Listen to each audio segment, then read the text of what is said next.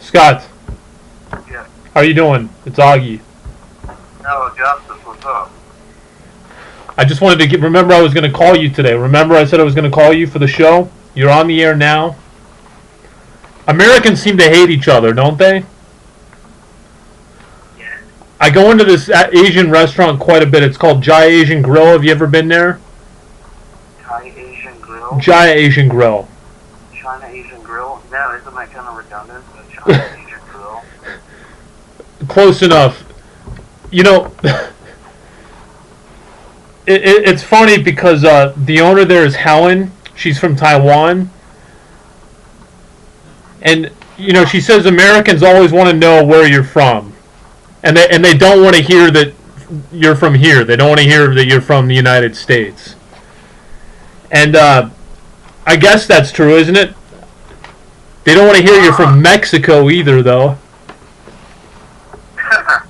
You know, I think it's the opposite way. I think that's the way people used to think. I think people were pantsing out in the U.S. People were like, you know, if you're from somewhere else, they like it. They're like, oh, bless your heart. You're awesome. I like you. I want to do everything I can for you. I don't care about myself. I want to give you all the power. Americans, I mean, especially Denver, I mean, it depends on where you're from. Like, you know, there's a problem in this country where people are so terrified of being labeled, you know, racist or intolerant that they kind of go overboard now and kiss blood. And it's really annoying to me, you know. They said treat everyone equal. I say treat everyone equal. Don't go above and beyond or give people special treatment. You know what? Treat people equally. That's true. We are a little bit afraid. There is a politically correct, there is a political correctness going on.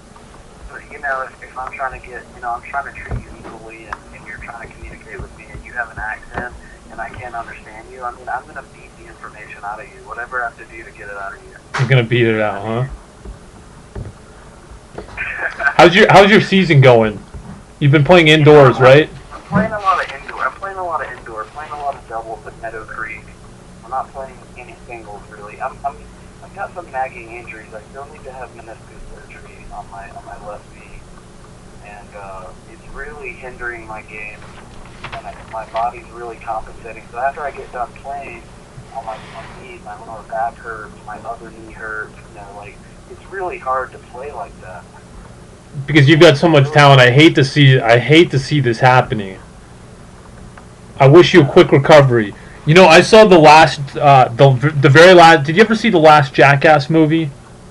Yeah, I've seen them all. Yeah, I saw it recently, and they did a stunt where they had treadmills running in super speed, and Ryan Dunn, he went off one of them and did a face plant into Wee Man's bare ass. You know the little guy, the short guy. What do they call those? Wee Man. Oh, what are they? The little people. Yeah, we used to get upset about Jackass because we did home videos in like '97.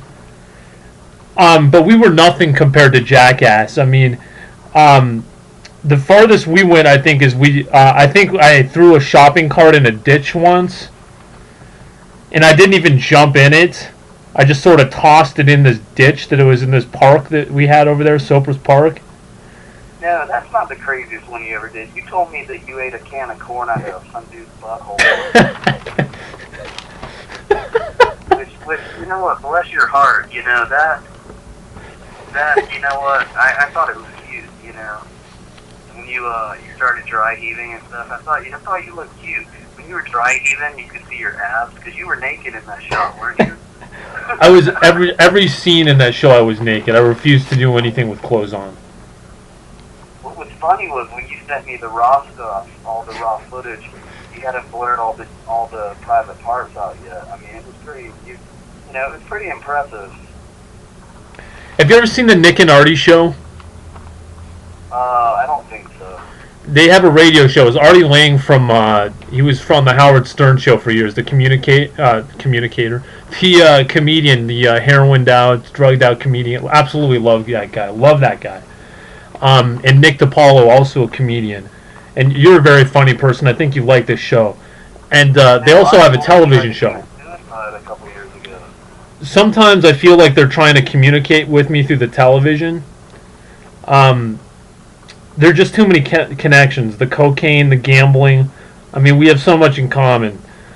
At the hotel that I work at, we had Richard Marx staying there not too long ago, about a year ago. Richard Marx, the singer. And he was doing a concert in Littleton, and he left a guitar pick in the lobby, which I later sold on eBay for $1. And lo and behold, Nick and Artie, of all musical guests, they had Richard Marx on there as a musical guest. And of course, I added Mike Moschetti as a, I'm following him on Twitter, and he followed me right back and sent me a message. So I thought that was interesting. Do you find that interesting? You know what I think would be super clever is that after Richard Marx checked in and was walking away, said, "And Mr. Marx, if you need anything, I'll be right here waiting for you." Is that one of his songs? Yeah, it is. That would be clever. You're absolutely unbelievably clever to be able to remember that. Oh, it was that was the song I first slow danced to with a man ever. So really, that song has a lot of meaning to me. I spend a lot of time watching games. Like football games and basketball games. No games. I thought you said gays. Well, that too, but so I watched what they call the ESPN Gamecast, right? And which it's a computer simulation thing that has the score updated continuously and all the stats, and has this simulated thing. If it's basketball, it shows a little thing missing the hoop or whatever if they missed a shot. And I'm familiar with Gamecast. Yeah. And anyway, I'm just staring at a screen, and there's nothing on it. It even has advertisements. So occasionally a commercial will come on. It's absolutely pathetic. I'm just staring at the screen, and then it's even throwing advertisements at me. Anyway, the best thing I like to do is I like to go to Best Buy and watch the NFL games. They have chairs in front of a TV there, and I'll go sit there for hours. And they have the Red Zone channel where they keep changing the games on you to more exciting ones. And I have Red Zone. You know what's funny is you need to go in there and watch the games and have like a bunch of food with you. When people step in front of the TV, be like, "Hey, get out of the way! I'm trying to watch this." Hey, you know what's funny? Way out. The country is so scary that like the technology stores so much information on you and uses it to their advantage and uses it against you. So like if you're watching a game on the Gamecast, it will actually send you advertisements for stuff that it thinks that you want, that you've done, that you bought in the past, or that fits your lifestyle. Like I can see you watching the game on Gamecast and like adverts for like KY petroleum jelly coming up. Right, because it's based on my wants and needs, right? Yeah. Your wants and needs. Absolutely. It's got like an advert for like gay singles, like at the bottom. I just think it's unbelievable. It's like I'm watching a blank screen basically, and it's still sending advertisements my way. That's how pathetic my life has become. Hey man, you're not really a citizen. You're not really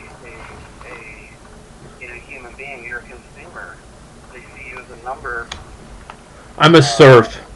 You're a prospective, paying customer. I'm a serf. I'm no Mike Maddox. Anyway, David Stern, he fined the Spurs for sitting their players in a game against the Heat. Greg Popovich, coach of the Spurs, he should have every right to make personal decisions regarding his team. David Stern, he's only interested in selling the game, not making a quality product where when your entire goal is selling the largest audience possible, the quality suffers. I actually met Greg Popovich once. Hey, you got to learn your audience better. You got to do more research on me. I hate basketball. You always want to talk basketball with me. I hate basketball. It's the last day of the football season. NFL. There's a lot of teams trying to make it in the playoffs. We should be discussing that. I'm watching the Cowboys and Redskins right now. I wanted to talk about this David Stern story that took place 4 months ago. What happened 4 months ago? What happened? I don't know. It's just I wanted to talk about this outdated David Stern story that has no relevance now. Can we do that? Well, these are the things that we could talk about: is tennis, gay singles. What else do we have? What do we talk about? Football's huge right now. We need to be watching football. I need to be talking to you about your life, straightening you out. You don't have a cell phone, and this world of technology. Are you trying to go off the grid? I just don't want to spend money anymore. Basically, what I need is what I'm absolutely addicted to and love and need is internet, and I'd like to have a cell phone, but. I'm tired of getting hit at those $80 a month shots. I could have. It's really hard to keep a girlfriend if you don't want to spend any money. Oh well, my girlfriend loves me for me, not because. You got rid of your cell phone so you could take your girlfriend out to one extra meal a month. You're a sweetheart, man. You're such a giver. You're an amazing person. You were absolutely unbelievable tonight. Thank you so much for joining us. You brought it. I just want to say one thing. While we're on the air, we're live. I'm gonna pressure. I'm gonna up the ante here. I want you to call your woman and propose on a live show. I'll do that. You need to drop down on a knee, tear your shirt open, show her your tattoo that you just got up, her name on your chest. I'm trying to play a poker game here also. This happened to me a couple times, but she said, no, man, it's gonna be a pretty tough pill to swallow. You're right. You're absolutely right. It's time to up the ante. I think we need heat in here first. Where's my hat at? I need to get warm. This isn't. I'm not trying to be trendy here. Scott, for the audience at home that's able to see us, I'm putting on a hat to warm up. I know you can't see us. Scott, we're going to let you go. You brought it. You were absolutely amazing off the cuff. We're going to talk to Fareed pretty soon here, either Fareed or Steve. Thanks again, Scott.